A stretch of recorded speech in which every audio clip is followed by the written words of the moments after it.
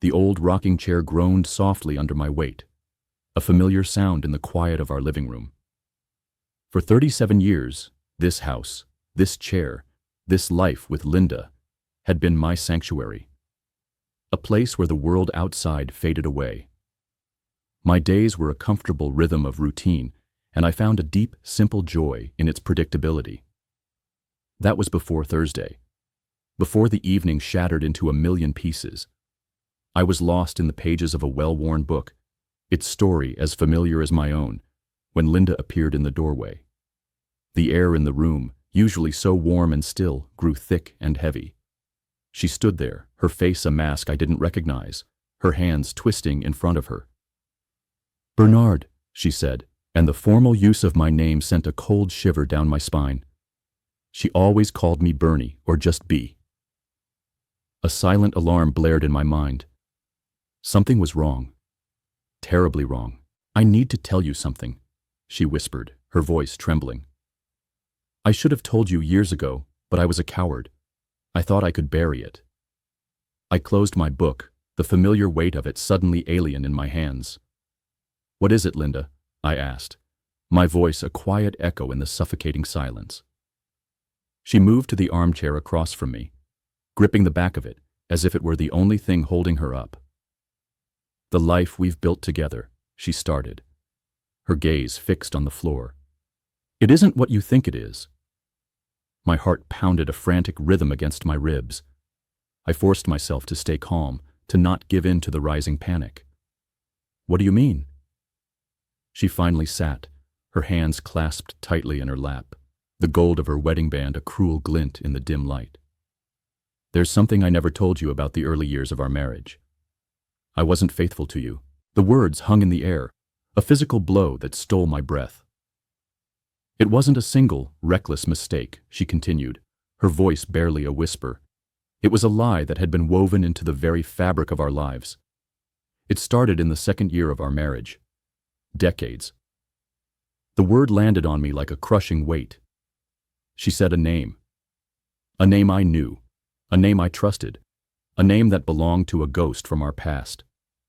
I couldn't move. My world, the one I had built brick by brick for 37 years, was collapsing around me.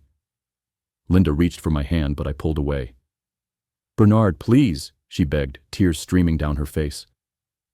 "I never meant to hurt you." But that was the nature of betrayal. Intent didn't matter. The damage was done. The truth was, in that moment, as I stared at the woman I had loved for almost 4 decades, I was staring at a stranger. I stood up, pushing myself from the chair, the room spinning around me. I needed to escape the suffocating walls of this house and the woman who had turned my life into a fabrication. Linda followed, her sobs a desperate plea. "Please don't leave." "Explain?" I scoffed, the sound hollow and bitter. "What's left to explain, Linda? That you lied to me for decades? That you let me believe in a friendship that never existed?" She flinched. Good. I wanted her to feel the pain, the devastation she had so casually unleashed. "I ended it years ago," she whispered, her voice raw. The mention of our children sent a new, more terrifying thought twisting through my mind. A thought so dark, so horrifying, that it made me feel physically ill. I looked at her, truly looked at her, and saw a stranger. "Linda," my voice was low, menacing. "Are they mine?"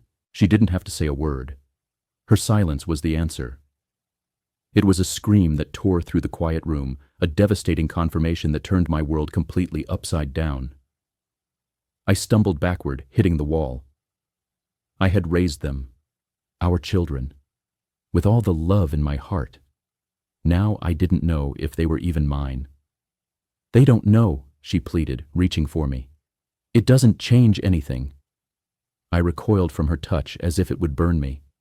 "It changes everything." The realization that if she hadn't confessed, I would have lived the rest of my life in this elaborate lie shattered me more than anything else.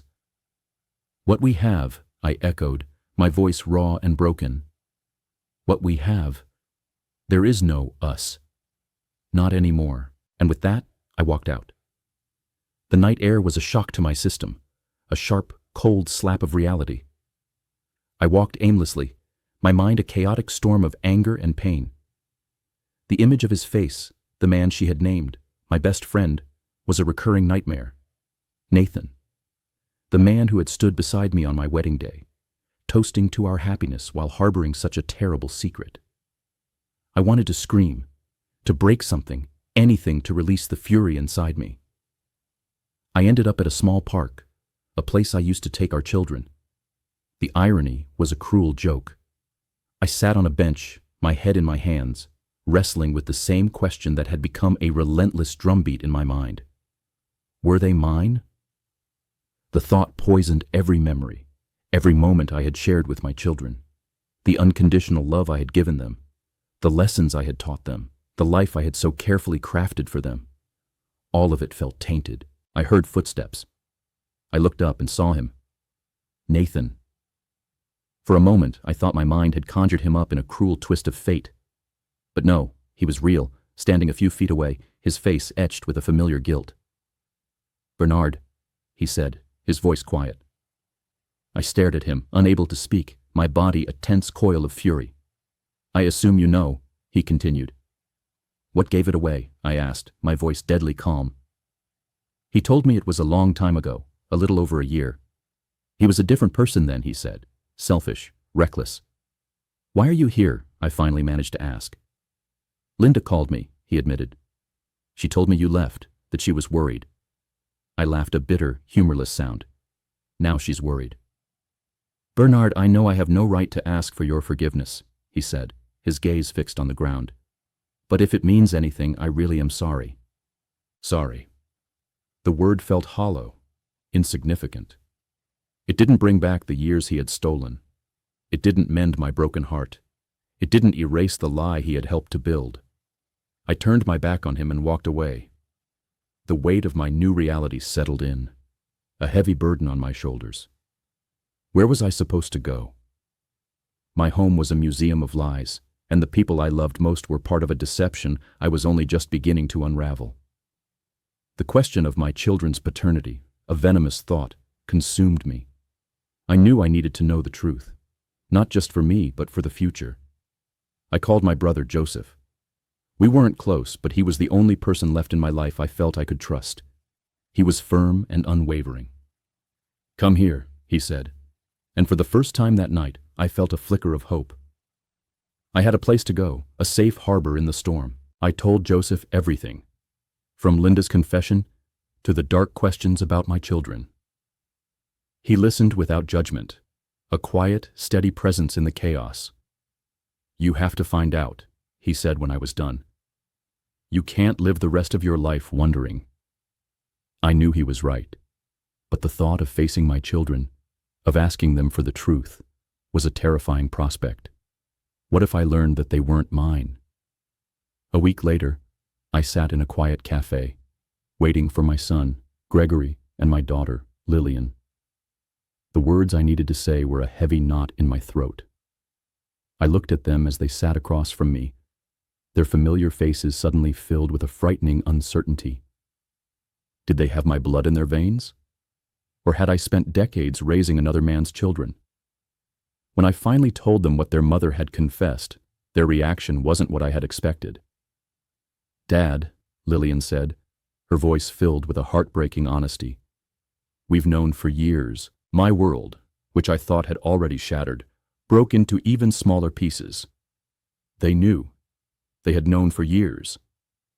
"We didn't tell you because we didn't want to lose you," Gregory said, his hand reaching for mine. "You were the best father we could have ever asked for, and we were afraid that if you found out, everything would fall apart." I swallowed the lump in my throat. "And what if I'm not your father?" I whispered. "Dad, no," Lillian said, tears welling in her eyes. "You are our father, no matter what." Gregory nodded. "You're the man who raised us, the man who taught me how to ride a bike, who stayed up with me when I was sick, who pushed me to be better. You're our father." His words were an anchor in the storm, a lifeline I hadn't known I needed. A week later, I took the DNA test, not because I doubted them, but because I needed to put the ghost of uncertainty to rest.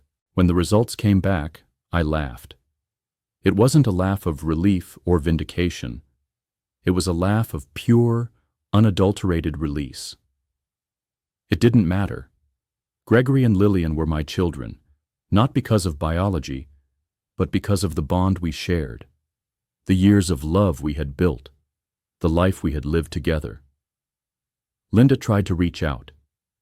She wanted to talk, to explain, to fix things. But some things couldn't be fixed. Some wounds were too deep. I filed for divorce, not out of anger or revenge, but because I deserved better. It wasn't easy. Walking away from a life I had spent decades building was the hardest thing I had ever done. But as I sat on the small balcony of my new apartment, watching the sunrise paint the sky in brilliant colors, I felt something I hadn't felt in a long time: hope. Because the past didn't define me. The betrayal didn't define me. I was free. Free to start over, free to rediscover who I was, and free to build a future that wasn't built on lies.